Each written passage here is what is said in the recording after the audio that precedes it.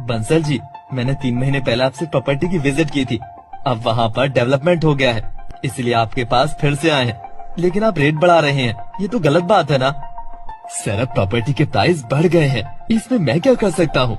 इसलिए आपको पहले ही बोला था हमने। अब आपको प्रॉपर्टी पहले वाले रेट में नहीं मिलेगी, क्योंकि वहाँ काफी डेवलपमेंट हो चुका है।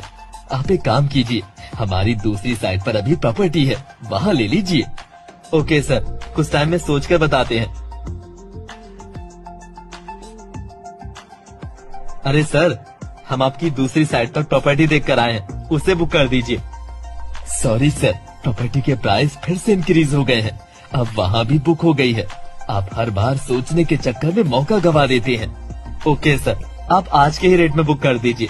उसी दिन बात मान ली होती तो आज ये ना होता। इसीलिए हमारे बड़े बुजुर्ग कह गए हैं, काल करे सो आज कर।